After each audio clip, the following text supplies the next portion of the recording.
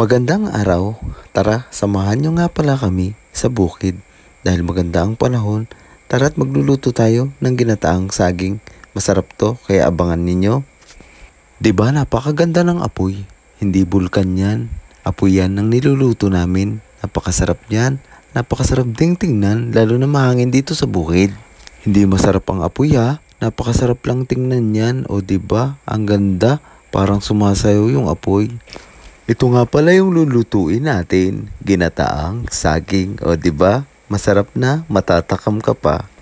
Abangan nyo kami. Ito nga pala ang unang gagamitin. Binalatan na ni Uncle Jewel ang niyog.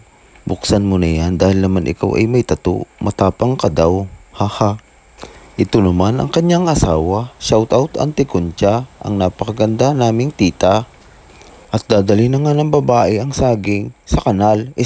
Ni-iper ang saging sa lagayan namin para mas maganda ang aming handaan. At sabi ko nga sa kanya mag-ayos-ayos kunwari para maganda naman ang presentation ng aming gagamitin. Ito naman si Uncle Jewel.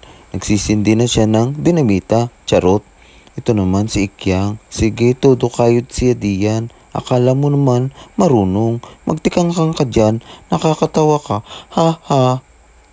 At dahil madami pa tayong ibo-voice over, kailangan nating tipidin ang tawa. Diba? Ha ha.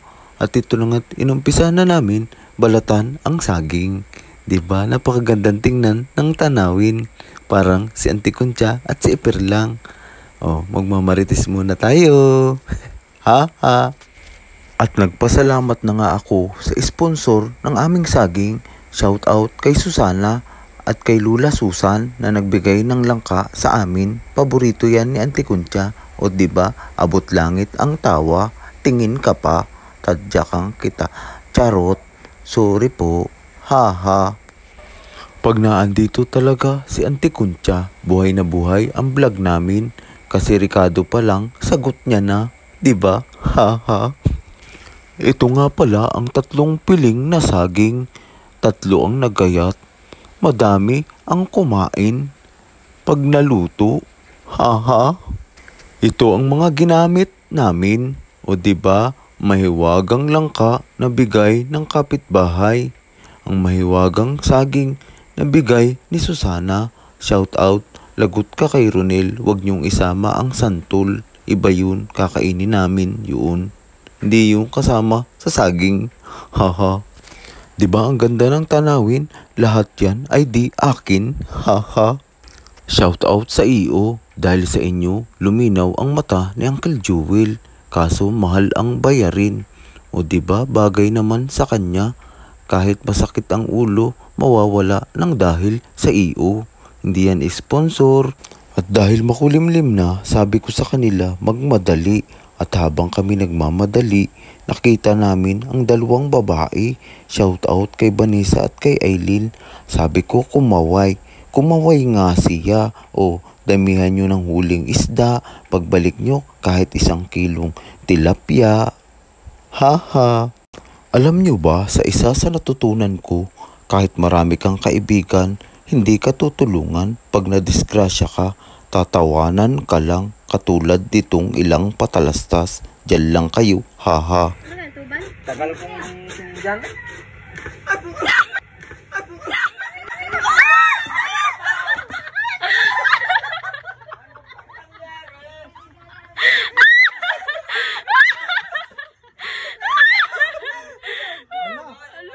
Ala, nabali ang bigat pa kasi. Ala. Visit ka Uncle Jewel.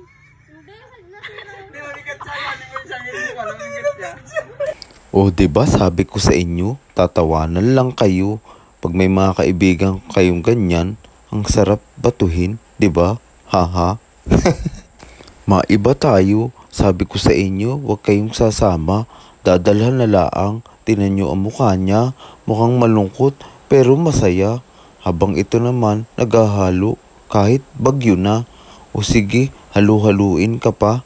Halu-haluin hanggang maloko mo siya. O diba, ang saya. Ito na naman ang ilang patalastas. Panoodin nyo na.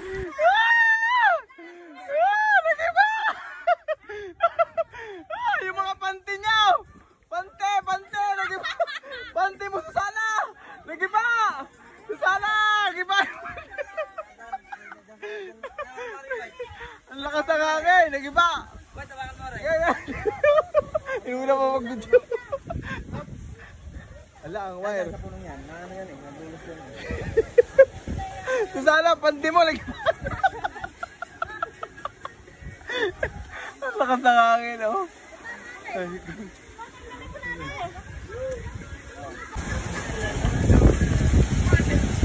Bagyo ka lang, tao ako. Habang nagmumuni-muni, ang tagal ng luto. Ayan, nahulog na ang tao. Haha. Habang naiinip, tara mag-TikTok.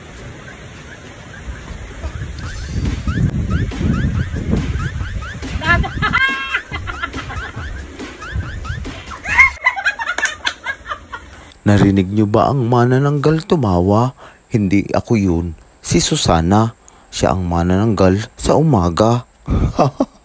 Ang sarap magluto sa ganitong tanawin. Kung makikita mo ang apoy, sumasayaw sa hangin. O diba ang ganda? Nakaka-relax sa mata. Hindi kagaya ng mata ng iba. Malabo na. May kilitiw pa. Pakatapos nilagay ng lalaki ang gata. Tapos hinalo-halo ng babae ang arnibal. O diba, ang ganda ng tanawin. Antikunsya, baka mahulog ka, mabalian ka pa. O diba, ang sarap ng gata. Parang ex mo. Naggatal ka nga ubing. Halu-haluin lamang ang gata. Tapos ilagay ang saging. Dahan-dahan itong ilagay. Baka ako'y matalsikan. Masakit yan. Aray. Pagkatapos halu-haluin, paikot-ikutin, parang ikaw pinaikot pero iniwan. Parehas nga pala tayo, aray ko. Nakita nyo ba ang slow mo? Ano ba yung nakita kong itim? Langaw o ulo ng saging? Sorry po, kayo na lang ang humusga. Tingin ko'y dulo ng saging, wag naman sana langaw. Pagkatapos maghintay ng ilang minuto, gatungan ng kahoy, wag muna ang uling. Sayang, baka maubos. Wala tayong panggatong. Eto nga't kumukulo na, malapit na tayong pumunta ng Encantadia. Charot, ang ganda ng pagkakakulo. Ang sarap nitong kainin. O diba, bula-bula pa. Lumalabas ang katas niya. Sarap.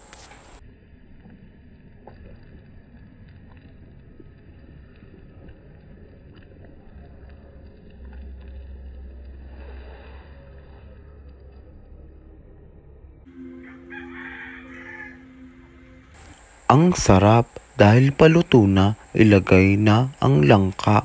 O diba, mas masaya, mabango na, mas masarap pa. Parang si Susana. Charot, kaya nga kami tawa ng tawa. O diba, ang saya, lalo pagluto na. Andyan na lahat ang anak ni Susana.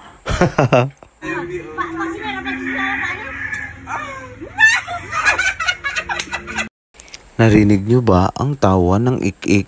Hindi ako yun, si Auntie Lani yun. Malay ko sa kanila. Nakakatakot kasi kahit umaga. At nilagyan pa nga ng langka para mas lalong lumasa. Diba ang dami, tapos ang ganda ng tanawin. O halu-haluin at mikus-mikusin. Yan, ilapit mo yung pera. Yan. Yan, ilapit mo yung pera dito sa pinakamalapit. Yan. Dahil po. Wala si Mera naman, puro uling naman ang santo.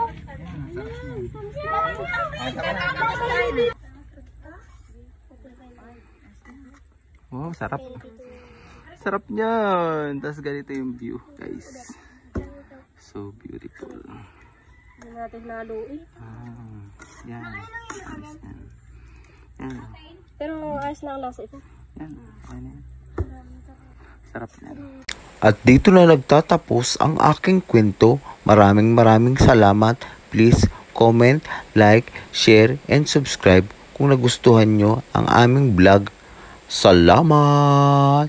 Hanggang sa muli. Sarap. Okay na to. Kain na tayo. Mwah! Love you!